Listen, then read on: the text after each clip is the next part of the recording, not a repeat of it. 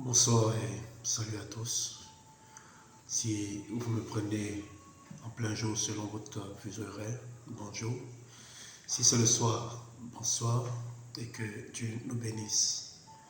Alors, nous allons entrer dans le vif du sujet par rapport aux blessures intérieures.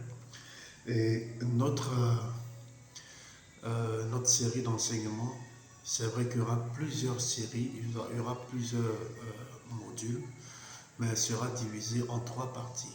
La première partie, ce sera la partie qui nous parle de l'effondrement ou la déformation de la personnalité. Comment est-ce que notre personnalité a été déformée, effondrée complètement. Ensuite, la deuxième grande partie va nous parler des conséquences qui en découlent, parlant des comportements, aussi de différentes personnalités maintenant que nous développons, et aussi comment nous cherchons à fuir nos blessures, comment nous essayons de noyer nos blessures. Nous allons voir que ça diffère selon les personnes. Pour d'autres, ça peut être l'alcool, pour d'autres, le sexe, et bien d'autres, on verra ça lorsque nous allons arriver là. Alors, le but de cette série, déjà, c'est pour nous faire comprendre que les blessures affectent et dévalorisent. Nous dévalorisent. Et les blessures aussi nous rendent inefficaces. Nous rendent inefficaces dans notre service avec Dieu, dans notre relation avec les autres, affectent même notre relation avec les autres, affectent notre vie dans la société. Et lorsque nous regardons la société est un condensé de blessures. C'est pourquoi notre société aujourd'hui va de mal en pire, parce que c'est un condensé de blessures. Et nous voyons que la société est un ensemble de plusieurs familles. C'est un ensemble de plusieurs familles qui constituent la société. Donc, ces blessures aussi nous amènent à être même légers. Être léger, même dans l'œuvre de Dieu, être léger nous amène à penser que nous sommes sans valeur et nous fait perdre notre éclat de vie, notre efficacité, comme je le disais. Et nous allons voir que le chrétien, on peut être chrétien, on peut dire qu'on croit en Dieu, on peut dire qu'on est chrétien, on peut dire qu'on est croyant pour d'autres religions, et on voit qu'on traîne encore des comportements. C'est là que vous allez voir que la sœur à l'église, elle aime beaucoup prophétiser, mais elle est dure de caractère. Ou le frère, il aime le Seigneur et autres, mais il a un lien qui est peut-être le mensonge, et bien d'autres choses. Les gens sont convertis, mais ils traînent encore des choses négatives dans leur vie. Et c'est là qu'on comprend que le salut, il est instantané, mais la transformation est progressive. Parce que c'est pendant des années que nous avons eu à cultiver certains caractères, entretenir certains caractères, entretenir certaines blessures qui nous ont affectés. Et il faut que ça prenne du temps pour que ces choses puissent changer. Alors, il n'existe personne sur la terre qui n'a pas connu de blessures. Personne sur la terre. Lorsque nous regardons la société d'aujourd'hui, lorsque nous regardons le monde, il n'y a pas quelqu'un, il n'y a pas quelqu'un qui n'a pas connu ou qui n'a pas de blessure. Il n'y a pas quelqu'un qui n'a pas de blessure. Et que ce soit un pasteur, que ce soit un imam, que ce soit un prêtre, que ce soit un évêque, un archibishop, un prophète. Waouh, des fois vous voyez des caractères, les gens sont tellement compliqués. Ne cherchez pas loin, ça dépend de leur histoire. Donc avant de juger une personne, il faut connaître son histoire. Il faut connaître d'où vient la personne, ce qu'elle a vécu, et pour ça, il faut l'écouter. Alors nous verrons que nous allons voir comment le diable, par notre cœur, nous a déformés, nos pensées, tout ça. Et nous verrons que Dieu nous a formés. Dieu nous a formés en nous créant. Le diable nous a déformés à travers le péché. Mais Christ est venu pour nous transformer. Et ma prière, c'est que pendant le long de ces enseignements, que Dieu apporte une transformation, la visitation dans la vie de quelqu'un qui nous suit. Alléluia. Alors, dans cette première partie, il s'agit de mettre en lumière tous les éléments qui nous ont déstabilisés, qui ont concouru à notre déstabilisation, la déstabilisation de notre personnalité. Tout ce qui est rentré en compte, en ligne de compte, depuis notre famille, notre système de vie, notre environnement de vie, notre héritage, notre héritage familial, notre environnement de vie. Les transmissions des valeurs, les transmissions des caractères, des principes. Parce que sachez-le bien, nous allons voir plus loin les transmissions générationnelles et transgénérationnelles. Et nous verrons que même des comportements, des caractères sont transmis. Oui, ce n'est pas seulement les péchés qui sont transmis, ce n'est pas seulement les conséquences du péché, forcément, mais même les caractères sont transmis. Et c'est là que vous allez voir qu'il y a des familles, on les reconnaît à tel trait de caractère. Voilà, donc il y a la transmission, des transmissions de caractère. La personne peut sortir de cette telle famille, elle aime le Seigneur, elle aime Dieu, mais elle est compliquée. Vous allez voir, il y a des peuples qui sont reconnus à les traits de caractère. Toute cette question de transmission générationnelle. Nous allons parler des blessures dans la famille et des différents types de blessures. Il y en a 5. Nous allons parler de ça et nous allons voir que tout cela est, qu'on appelle ça, regroupé dans la famille des abus. Des abus et comment ces abus, quels sont les différents types d'abus que nous pouvons retrouver dans la famille, dans la société qui détruisent et qui affectent la vie de quelqu'un, les différents traumatismes.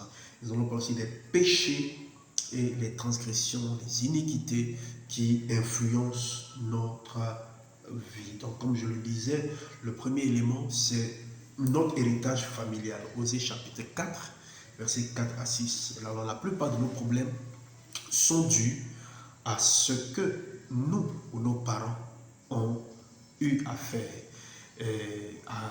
comme ils ont eu à se comporter ou tout ça. Et donc, nous voyons que même les c'est-à-dire qu'il dit non, on ne croit pas à ça parce que Christ a tout accompli. Mais Christ a tout accompli, mais tu continues à te comporter de la même manière que ton père, ton arrière-grand-père. Tu as les mêmes colères que la personne, tout cela. Tout cela, ça fait partie des transmissions.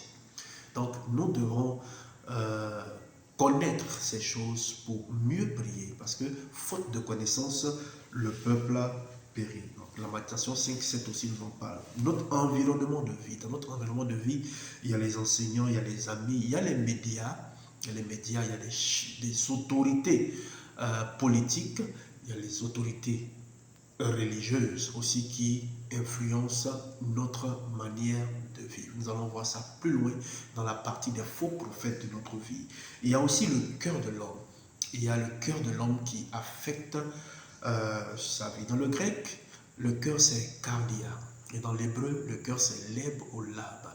Alors nous allons essayer là, on est terminé, développer un peu, nous appuyer sur le cœur qui est le fondement de tous les sièges de notre comportement, de notre émotion et tout ça là.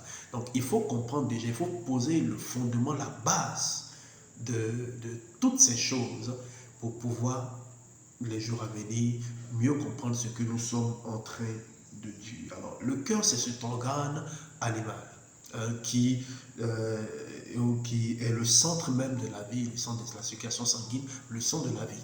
Nous allons voir que pour reconnaître qu'une personne est décédée, on ne cherche pas à voir si son cerveau fonctionne ou si ses pieds fonctionnent, ses mains fonctionnent. Non. Là où on dit, là où on atteste qu'une personne est décédée, c'est lorsque le cœur arrête de battre.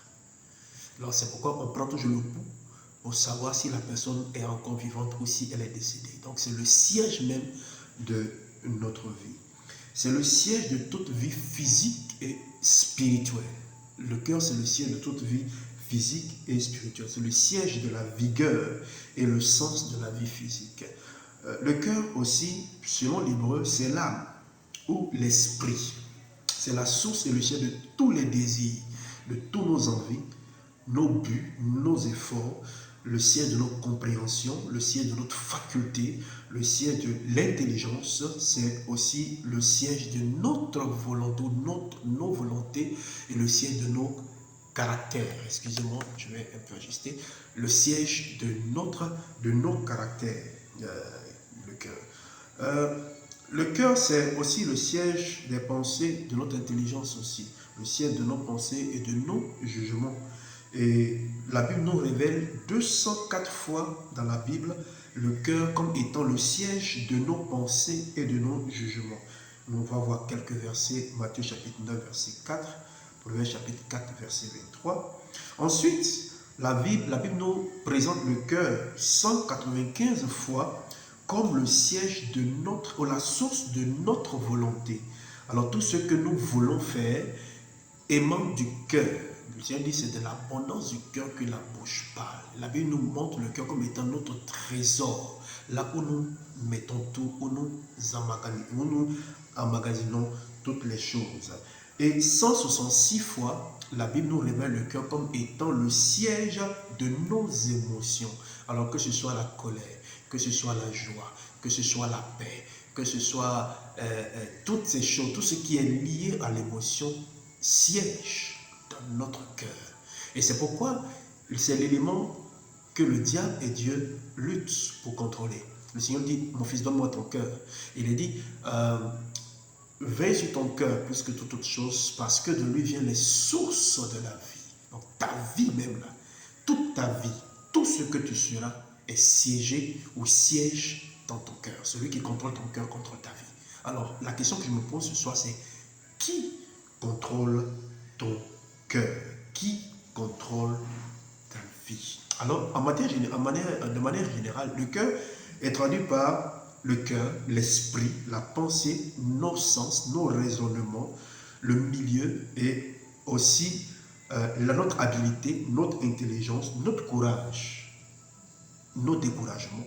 Tout ça émane et vient de notre cœur. Nos réjouissances, tout cela vient de notre cœur. Alors, sachant que le cœur corrompu est la source du péché. Selon Genèse chapitre 6, verset 5 et Genèse chapitre 8, verset 21, le cœur corrompu est le siège et la source du péché. Et je termine là rapidement. Il y a 3 types de cœur. Il y a le cœur brisé. Le premier type de cœur, c'est le cœur brisé. C'est le cœur qui est en souffrance, le cœur qui est blessé. Et nous pouvons voir cela dans le psaume numéro 49, verset 19, le psaume numéro 109, verset 16, le psaume numéro 147, le vers 3, Ésaïe chapitre 61, verset 1er, et Luc chapitre 4, verset 18. Donc c'est le cœur en souffrance et le cœur blessé. Ensuite, il y a le cœur enfermé.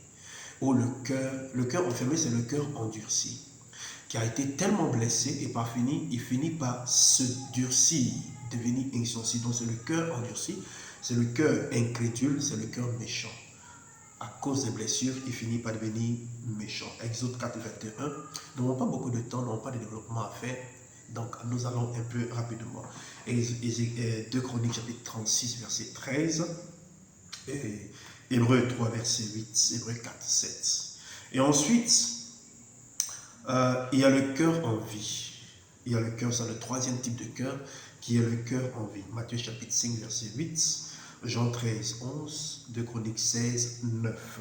C'est le cœur qui aime Dieu, c'est celui qui craint Dieu, c'est celui qui vit pour Dieu et c'est celui qui a une bonne communion avec Dieu. Alors, cœur, comment est ton cœur? Qui est le maître de ton cœur? Qui contrôle ton cœur? Qu'est-ce que tu as emmagasiné dans ton cœur? Est-ce la colère? Parce que tout ce que tu as dans ton cœur réjaillit dans ton comportement, réjaillit dans ta manière de faire, réjaillit dans ta relation avec les autres. Alors ce soir, la question que je te pose, c'est qui est le maître de ton cœur?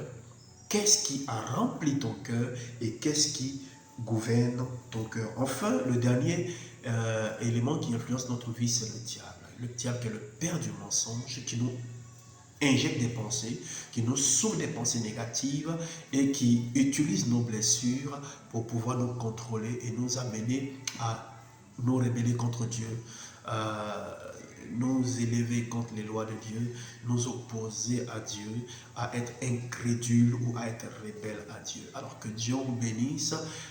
Nous allons parler, dans les prochains jours, nous allons parler de la famille et des blessures dans la famille. Nous allons voir la famille idéale et la famille non idéale, la famille fonctionnelle et la famille dysfonctionnelle, la famille selon Dieu et la famille qui a été créée par les blessures. Et chacun de nous, nous allons voir, est-ce que nos familles sont à l'image de la famille fonctionnelle? Que Dieu vous bénisse. À très bientôt.